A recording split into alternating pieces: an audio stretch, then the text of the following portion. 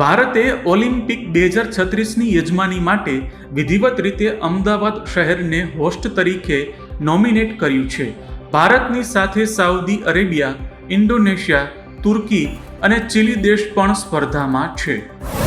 બુધવારે ઘાનાની સરકારે પોતાના સર્વોચ્ચ સન્માન the officer of the order of the star of ઘાનાથી પ્રધાનમંત્રી નરેન્દ્ર મોદીનું સન્માન કર્યું હતું.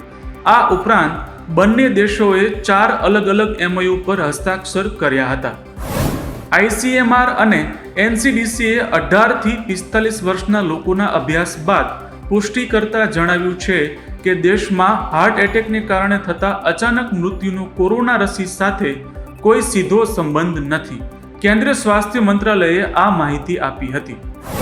હર હર મહાદેવ તેમજ બમ બમ બોલેના નાદ સાથે પવિત્ર અમરનાથ યાત્રાનો શુભારંભ થયો છે. 38 દિવસ સુધી યાત્રા ચાલશે, જેનું સમાપન રક્ષાબંધનના પવિત્ર દિવસે થશે. પહેલગામ અને બલતાલ રૂટ પરથી શ્રદ્ધાળુઓ બાબા બર્ફાનીના દર્શન કરવા જઈ શકશે.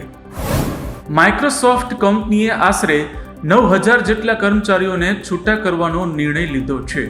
કંપનીએ કર્મચારીઓને આ અંગે નોટિસ મોકલવાની શરૂઆત કરી છે. આર્ટિફિશિયલ ઇન્ટેલિજન્સથી દરેક ક્ષેત્રમાં નોકરી સામે ખતરો ઊભો થઈ રહ્યો છે. બાંગ્લાદેશના પૂર્વ વડાપ્રધાન શેખ હસીનાને કોર્ટના અનાદર સાથે સંકળાયેલા એક કેસમાં બાંગ્લાદેશની કોર્ટે 6 મહિનાની સજા ફટકારી છે. હાલ તેઓ ભારતના આશ્રય હેઠળ છે. પાકિસ્તાને સંયુક્ત રાષ્ટ્રના સુરક્ષા પરિષદના અધ્યક્ષ બનવાની સાથે જ કાશ્મીરનો મુદ્દો ફરી છંછેડ્યો છે. પાકિસ્તાને કાશ્મીરને વૈશ્વિક મુદ્દો ગણાવી UN સુરક્ષા પરિષદને દખલગીરી કરવા કહ્યું છે. કેન્દ્ર સરકારે જારી કરેલ ગાઈડલાઈન અનુસાર એપ આધારિત ટેક્સી કંપનીઓ પીક અવર્સ દરમિયાન બેઝ ભાડું બમણું વસૂલ કરી શકશે.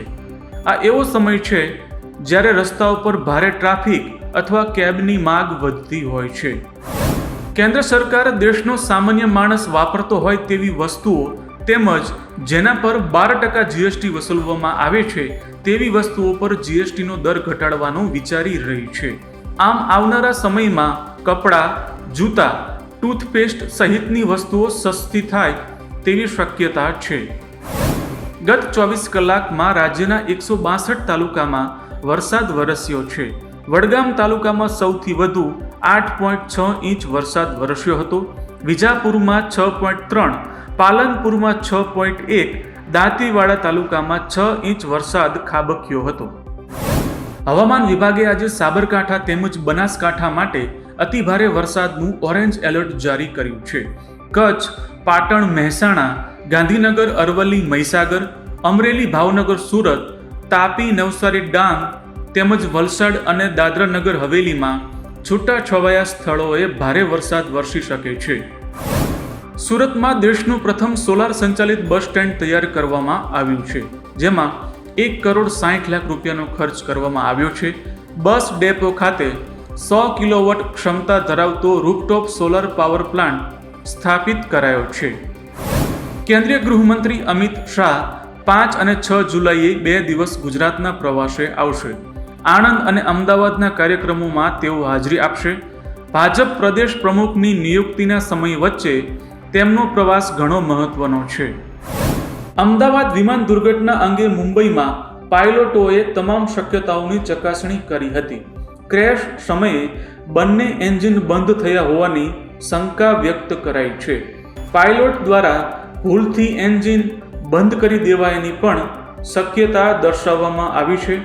આવતા અઠવાડિયે પ્રાથમિક રિપોર્ટમાં ખુલાસો થઈ શકે છે.